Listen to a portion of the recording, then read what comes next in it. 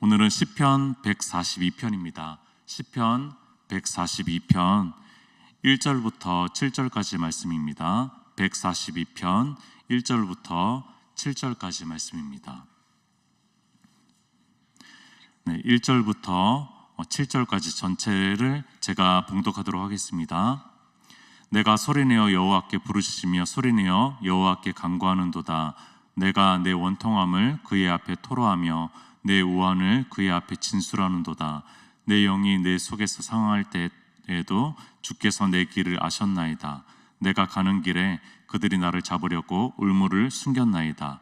오른쪽을 살펴보소서. 나를 아는 이도 없고 나의 피난처도 없고 내 영혼을 돌보는 이도 없나이다. 여호와여, 내가 주께 부르짖어 말하기를 주는 나의 피난처시요 살아있는 하나님의 땅에서 나의 분기시라 하였나이다. 나의 부르짖음을 들으소서. 나는 심히 비천하니이다. 나를 핍박하는 자들에게서 나를 건지소서. 그들은 나보다 강하니이다. 내 영혼을 옥에서 이끌어내사 주의 이름을 감사하게 하소서. 주께서 나에게 갚아 주시리니 의인들이 나를 두르리이다. 아멘. 우리는 부목사님들을 통해서 시편 말씀을 묵상하고 설교를 말씀을 듣고 있습니다. 어느덧 시편이 140편을 지나서 이제 150편을 향하고 있습니다. 이런 생각을 해봅니다. 시편이 무엇일까라는 생각을 다시 한번 해보게 됩니다. 시편을 묵상하는 것은 어떤 의미를 가질까라는 생각을 해보게 됩니다. 시편을 묵상했을 때 어떤 유익이 찾아올까라는 생각을 해보게 됩니다. 무엇보다도 시편은 하나님의 말씀입니다. 하나님의 말씀이에요. 그래서 시편을 묵상하고 접할 때 우리는 하나님을 경험하게 되고요, 또 하나님의 음성을 듣게 되는 거고, 또 하나님의 마음과 하나님의 뜻을 헤아리게 되는 것이 바로 이 시편입니다. 그러나요,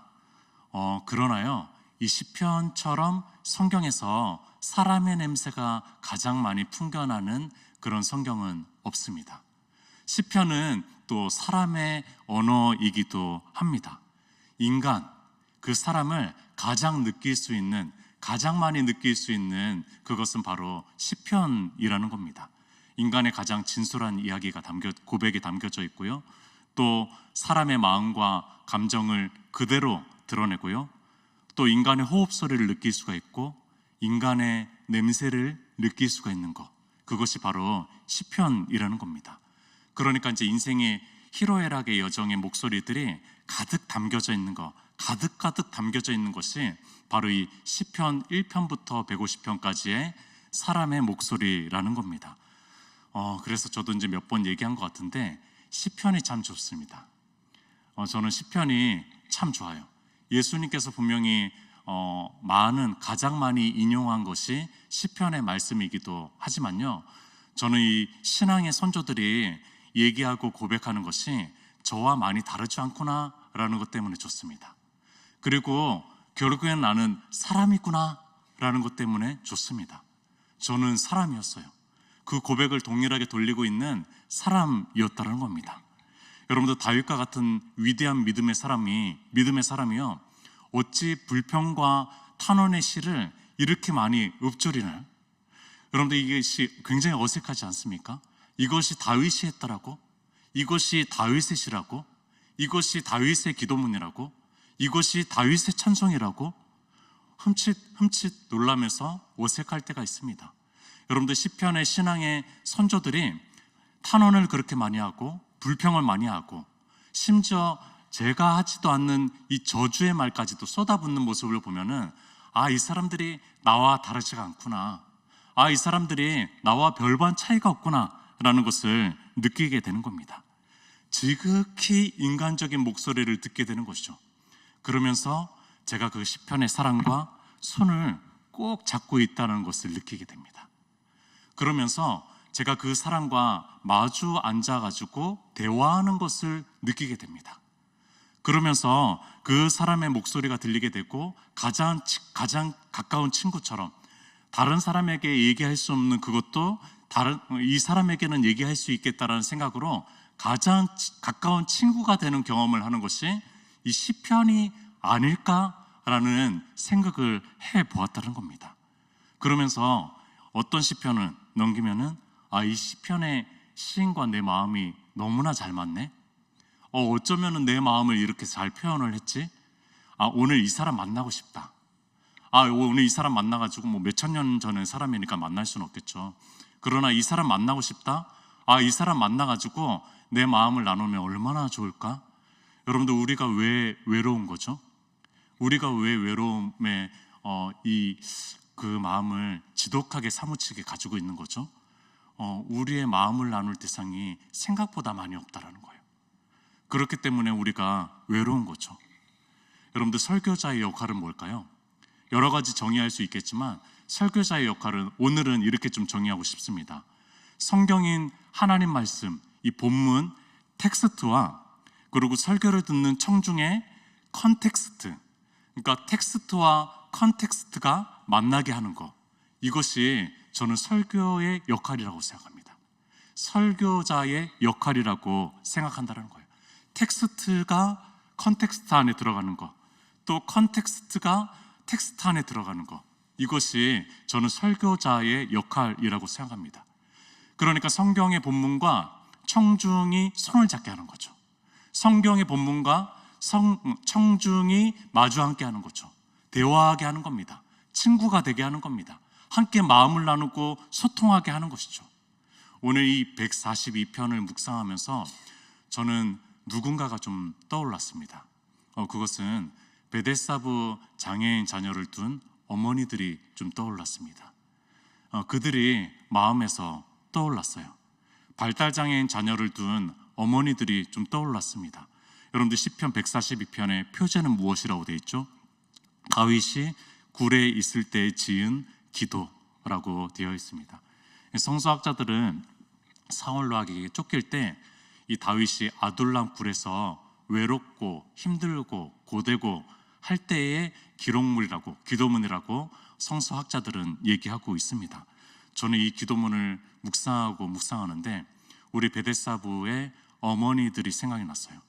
오해하지 마십시오. 물론 이 기도문이요, 그 베데사부 어머니들 전체를 대변하는 목소리는 아닙니다. 저는 그분들의 마음을 일반화하려는 것이 아닙니다. 그저 그들 중에 일부의 목소리가 들렸을 뿐입니다. 그들 중에 일부의 목소리가 제 마음에 들렸을 뿐입니다. 그들의 탄원의 소리가요, 제 마음에 들렸을 뿐입니다. 다윗의 이 탄원의 소리를 통해서 한번 그 어머니들의 탄원의 목소리를 한번 들어보려고 합니다. 1절 한번 볼게요. 본문으로 와서, 내가 소리내어 여호와께 부르시며 소리내어 여호와께 간구하는도다. 아주 원초적인 기도입니다. 소리내어 뭐 하나님을 부르지도 않습니다. 그분의 성품이 어떻고 저렇고 이렇고 얘기하지 않습니다. 그저 이 사람은 부르짖고 있습니다. 여러분들, 자녀를 낳고 키우는 어머니들의 심정은 어떤 심정일까요? 비장애인을 줬던, 장애인을 뒀던 그 어머니의 마음은 동일한 마음일 겁니다. 자녀가 무조건 잘 되기를 원하는 마음일 거예요. 자녀가 건강하기를 원하는 마음일 겁니다. 장애인 자녀를 둔 어머니의 마음은 이 장애인 자녀의 장애가 제거되고 사라지기를 원하는 마음, 그 한 마음일 것입니다. 이것을 위해서 모든 목표가 이제 주어지는 거죠. 여러분들, 이 어머니들이 어떤 종교, 어떤 신이라도 다 쫓아다닙니다. 의학적으로 해결할 수 없는 이 장애를 극복하기 위해서 절대자를 찾는 거죠. 그것이 우리가 믿고 있는 예수 그리스도가 아니더라도 이 어머니들은 찾고 또 찾는 그런 앞부분의 여정을 살았습니다. 이렇게 얘기합니다. 목사님, 제가 안 가본 곳이 없어요. 용하다는 곳은 다 가봤어요. 그것이 어떤 곳이든 다 가봤어요. 의료진마다 이상하게 치료받으면은 다 좋을 것이라고 얘기하는데 치료받는데 낫지를 않더라고요. 그러면서 절에도 가봤고 성당도 가봤고 교회도 가봤어요. 안 가본 곳이 없어요. 어머니들의 실제 고백입니다. 자녀가 어릴수록 치료라는 말에 굉장히 매력적으로 느끼면서 이곳에 쫓아다니면서 결국에는 하나님을 찾기도 하고 또 다른 신을 찾기도 하고 다른 종교를 만나기도 하는 것이 어머니들의 삶이었다는 겁니다. 여러분들 이 1절에 어머니들의 탄원의 마음이 느껴지는 거죠. 그들은 소리내서 이 다윗처럼 소리내서 막 부르짖진 않았을 것입니다. 그들은 흐느끼는 눈물을 참으면서 속으로 소리내어서 마음의 탄원을 했을 것입니다. 보이는 장애인 자녀를 위해서 보이지 않는 그 하나님에게 매달려 보는 거죠. 또 매달려 보는 겁니다. 또 매달려 보는 겁니다. 그러나 그 마음의 소리는 누구보다 컸을 것이라고 생각이 듭니다. 다른 누구보다 컸을 것이에요. 여러분들 누가 이 어머니들의 이 절박한 마음을 과하다라고 얘기할 수 있을까요? 여러분들 이 어머니들의 행동과 이런 것들이 과하다라고 얘기할 수 있을까요? 그런 거를 얘기할 수 있는 사람은 없을 것입니다. 2절을 보겠습니다. 내가 내 원통함을 그의 앞에 토로하며 내 우환을 그의 앞에 진술하는도다. 여러분들 이들보다 원통한 이가 도대체 누가 있을까요? 여기에도 이제 장애인 어머니가 계시는데 이들보다 원통한 사람이 누가 있어요? 자신이 장애인이 아니에요. 자신의 자녀가 장애인이에요. 그런데 장애 세계에 들어가서 이제 그 세계에서 살아가고 있는 거죠. 여러분들 장애인 자녀를 낳고 싶은 부모는 없습니다. 절대 없습니다. 그런 부모는 없어요.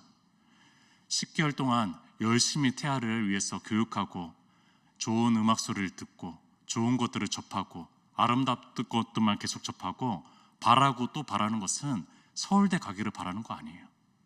이 자녀를 바라는 것은 건강하기만을 바라는 겁니다.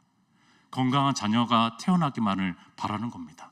그러면서 상고의 고난을 통과하면서 태어난 아이가 다운 증후군. 무슨 증후군? 뇌변변 장애. 그렇지 않더라도 수개월 후에, 수년 후에 갑자기 의료진에게 듣는 얘기는 자폐성 장애, 지적 장애라는 진단을 듣는 거죠. 이 의료진들이 돌팔이처럼 보였을 것입니다. 이 사람들 말을 듣고 싶지 않을 것이에요. 이것이 어머니들의 마음일 수 있다는 생각을 해봅니다. 이런 원망을 합니다. 왜 하필 나에게? 왜 하필 내 자녀가 발달장애인? 왜 하필 내 집안에? 좀 특별한 집안에 줬으면 얼마나 좋았을까? 조금 부유한 집안에 줬으면 얼마나 좋았을까? 조금 잘 사는 집안에 주었으면 얼마나 좋았을까? 왜 하필 우리 집안에? 왜 하필 우리 부모에게? 이런 원망의 마음 안 들겠습니까? 하염없이 쏟아지는 그 눈물, 원망을 그치지 못했을 것입니다. 여러분들 누구를 향한 원망일까요? 도대체 누구를 향해서 원망해야 돼요? 남편을 향해서 원망합니까? 부모를 향해서 원망해요? 가족들, 친지들에게 원망합니까? 도대체 원망할 사람이 없어요. 신앙이 있다면요, 절대자에게 원망하는 거죠. 창조자에게 원망하는 거죠. 온 만물의 주관자라는 그분에게 원망하는 거죠. 도대체 왜 이 원망을 하는 거죠. 한 어머니는 이렇게 얘기합니다. 목사님, 우리의 가정 이야기를 들어보면요, 내 자녀의 이야기를 들으면 장편 대하 드라마 같아요. 한 사람, 한 가정, 저 가정 이야기 들어보자면요, 장편 대하 드라마 같아요 라고 얘기합니다. 한 어머니는 이렇게 얘기합니다. 자기는 최근에 그 보육 교사를 하고 있어요. 어린이집 교사를 하고 있는데요, 그들이 자라는 모습을 보면은 3개월만 지나도, 몇 개월만 지나도, 1년이 지나면은 왜 이렇게 성장을 많이 하는지 모르겠어요. 쑥쑥 크는 걸 보게 되고, 이것도 잘하게 되고 저것도 잘하게 되고. 그런데 왜 내 자녀는 10년이 지났는데, 20년이 지났는데, 30년이 지났는데 하나 가르치는 것도 어렵죠? 왜 이렇게 어려운 거죠? 이것을 볼 때마다 원망하는 마음이 들어요. 원망하는 마음이 들어요. 여러분들, 이들만큼 원통한 자가 누가 있을까요? 내가 내 원통함을 그의 앞에 토로하며 내 우환을 그의 앞에 진술하는도다. 보이지 않는 그분에게라도 원통한 마음을 나누는 거죠. 나눈 겁니다. 3절을 보겠습니다. 내 영이 내 속에서 상할 때에도 주께서 내 길을 아셨나이다. 내가 가는 길에 그들이 나를 잡으려고 올무를 숨겼나이다. 여러분들, 이 고백에 담겨진 이중적인 마음이 좀 느껴지십니까? 여러분들, 내 마음이 아프고 속상하고 그 길을 걸어갈 때 그 길을 주님께서 아신다라고 얘기하고 있어요. 이것은 믿음입니다. 이것은 믿음의 고백이에요. 신앙의 고백입니다. 그러나 그 뒤에 또 이렇게 얘기합니다. 그 길에는 올무가 있는데, 그 길에는 올무가 있어서 내가 넘어질 것이 뻔한데 주님께서 이 길을 아신다고? 주님께서 이 길에 대해서 아신다고? 라는 의구심을 갖는 거죠. 여러분들, 한쪽에는 믿음이지만 한쪽에는 의심이 갖는 겁니다. 한쪽에는 의구심을 갖고 한쪽에는 믿음을 갖는 거죠. 정말 주님께서 내 길을 제대로 아시나? 정말 이 길이 어떤 길인지 아시는 거야? 정말 이 길이 하나님이 정하신 길 맞는 거야? 뭘 아시는 걸까? 나는 내 자녀의 욕구도 잘 모르겠는데, 내 자녀의 마음도 잘 모르겠는데, 그 자녀의 삶, 앞으로의 미래, 앞으로 어떻게 설계해야 될지, 앞으로 어떤 것들로 양육해야 될지 나는 잘 모르겠는데 주님은 안다는 거야? 주님은 아신다라는 거야? 믿음, 의구심이 한 마음에 있는 거예요. 어쩌면 우리의 마음일 수도 있습니다. 우리의 모두의 마음일 수도 있어요. 그래서 아주 신실한 어머니께서 이런 고백을 해주셨어요. 목사님, 이 자녀를 주셨고 이 자녀를 키우고 하는 것에 대해서 사명감이라는 거 알겠어요? 사명감이라는 거 알겠어요. 그런데 왜 이렇게 힘든 거죠?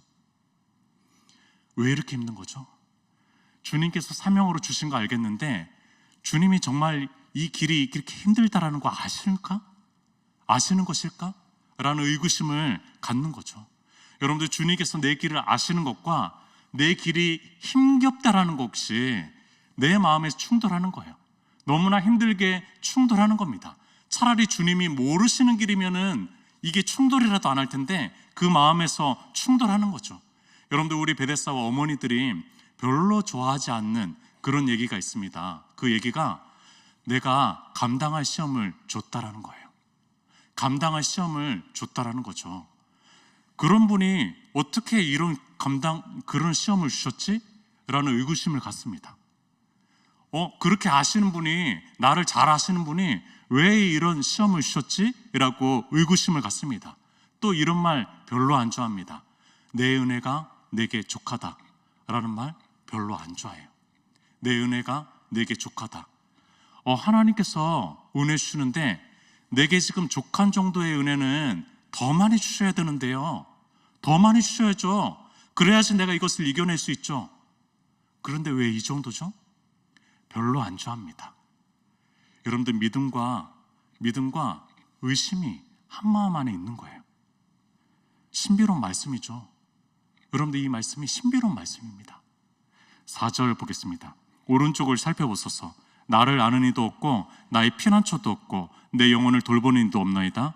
세상은 달라진 것이 없습니다. 내 옆집도 동네도 지역도 우리나라도 이 땅도 달라진 것은 전혀 없어요. 그런데 어머니의 시각이 달라지기 시작한 거죠. 밝았던 세상이 왜 이렇게 우울하고 어둡게 보이는지. 하늘이 두 쪽에 난 것 같아요. 하늘이 두 쪽에 난 것처럼 느껴지는 거죠. 더 이상 이 세상이 나와 상관없는 것처럼 느껴지는 겁니다. 가장 가까운 가족들의 시선조차도 다르게 느껴지는 거죠. 내가 뭔가 잘못했나? 내가 뭔가 잘못했나? 라는 마음을 갖게 되는 거죠. 여러분들, 오른쪽을 살펴보소서 합니다. 4절 앞부분에 오른쪽을 살펴보소서. 오른쪽은 도대체 어떤 쪽입니까? 가장 든든한 쪽이에요. 가장 든든한 쪽인데 나를 아는 이도 없고요, 나의 조그만 피난처도 없어요. 여러분들, 그것이 어머니들의 삶의 또 일부일 수도 있다라는 생각을 해봅니다. 그러면서 4절 끝부분에 내 영혼을 돌보는 이도 없나이다. 내 영혼을 돌보는 이도 없나이다. 그 어머니의 영혼을 돌보는 이도 많이 없을 뿐더러 어머니도 자신을 돌보지 못합니다. 이제는 자신의 이름 석자가 아니라 장애인 누구의 어머니로 살아가게 되는 거죠. 무서울 정도로 자신의 삶을 잃어버립니다. 여성으로서의 삶, 아내로서의 삶, 사회적 일원으로서의 삶, 자신의 건강, 자신의 달란트, 자신의 꿈, 자신의 욕구, 자신의 하고 싶은 거, 자신의 미래 다 잃어버리고 이제는 장애인 누구 어머니로 살아가게 되는 거죠. 본인의 영혼을 돌아볼 여력이 없게 되는 것입니다. 온전히 그 자녀를 위해서 쏟고 애쓰는 것이 어머니들의 마음입니다. 여러분들 7절을 한번 보겠습니다. 내 영혼을 옥에서 이끌어내사 주의 이름을 감사하게 하셔서. 여러분들 오늘 시편은요 끝까지 감사로 끝나지 않습니다. 마지막까지 탄원합니다.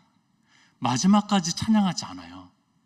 다른 여느 시편들은요 갑자기 분위기가 반전되면서 탄원과 불평과 간구를 하면서도 갑자기 분위기가 반전되면서 찬양과 감사를 터뜨린다면요, 여러분들 오늘 이 시편은요 끝까지 탄원합니다.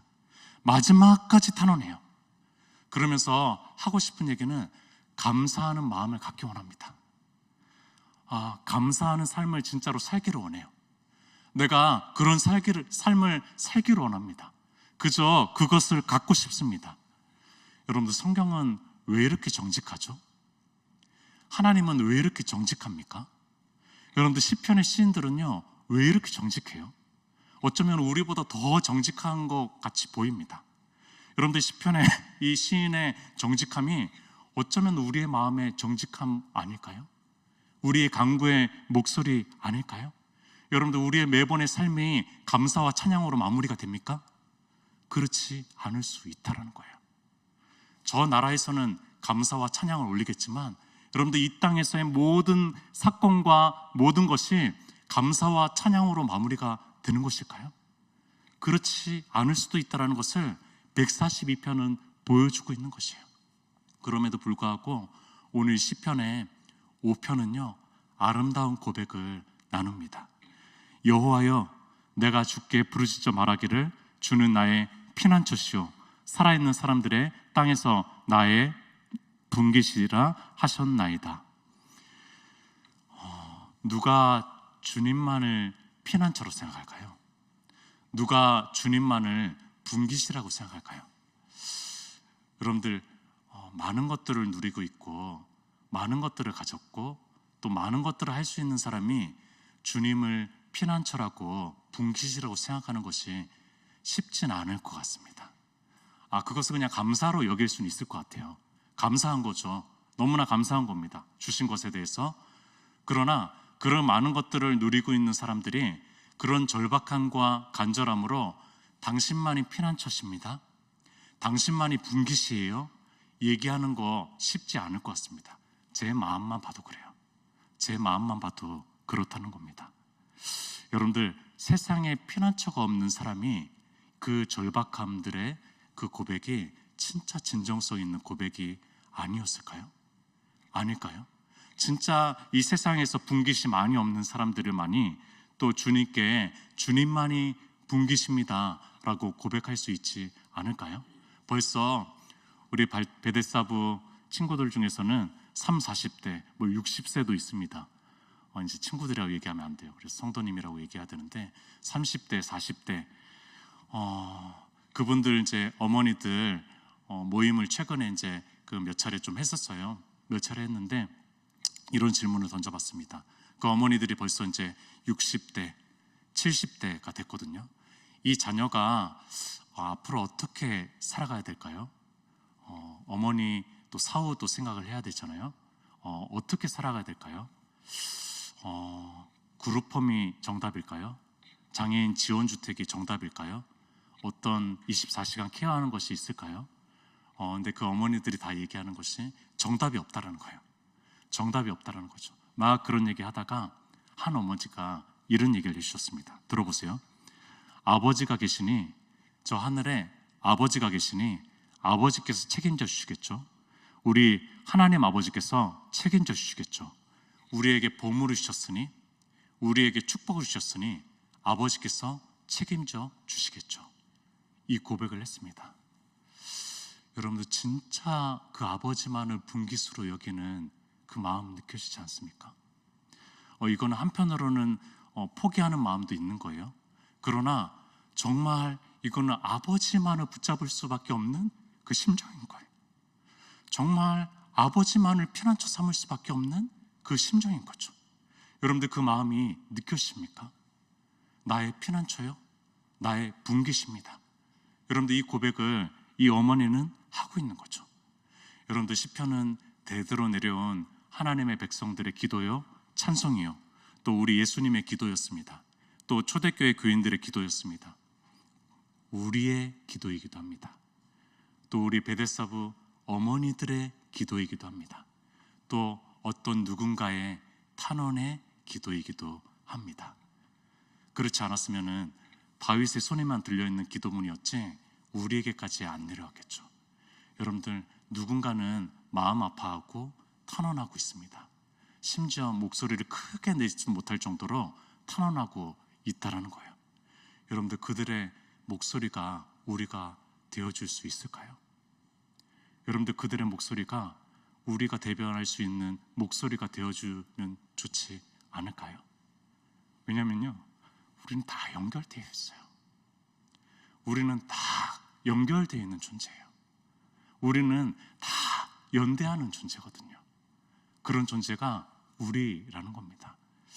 누군가의 탄원의 소리를, 이 기도를 오늘도 올려드릴 수 있었으면 좋겠습니다. 우리 함께 기도하도록 하겠습니다. 혹시 탄원의 그 목소리를 가지고 있는 또 우리의 삶이 있다면은 또 나를 위해서 기도하셔도 좋고요. 또 누군가가 떠오른다면은 그들을 위해서 기도해도 좋을 것 같습니다. 그들을 위해서 이 탄원의 마음을 가지고 또 주님께 아뢰면서 나아가는 또 우리 기도의 시간 됐으면 좋겠습니다. 우리 주여 한번 외치고 기도하도록 하겠습니다.